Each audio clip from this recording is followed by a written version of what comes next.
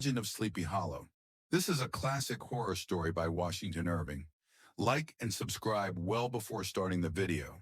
There is a small village called Sleepy Hollow in the state of New York, USA. The village is full of natural beauty, but there are many scary stories about this place.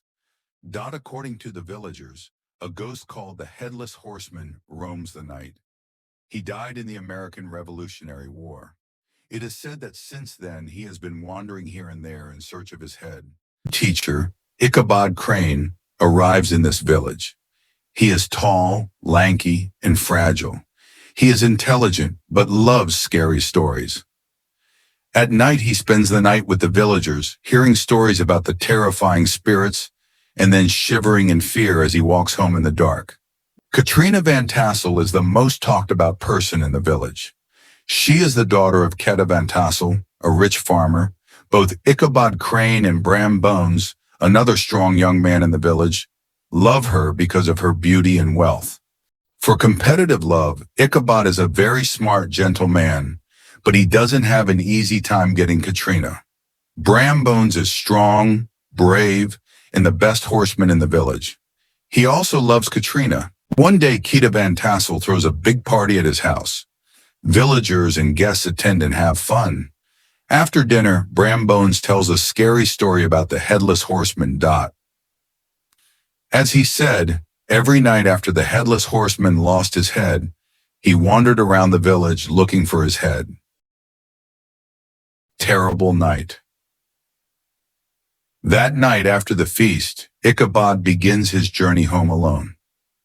As he goes into the forest, his fear grows. The night is very quiet. He looks back every now and then and feels like someone is watching him. Suddenly, a large shadow appears. A giant horse, a headless rider, headless horseman. Ichabod rushes his horse in fear, but the headless horseman keeps running after him. Ichabod approaches the old bridge as told by the villagers, because the villagers believe that the headless horseman will never cross the bridge. But this time the headless horseman turns a large rock, like his own head, and throws it at Ichabod. Ichabod falls from his horse. Aquarium. What happened to Ichabod?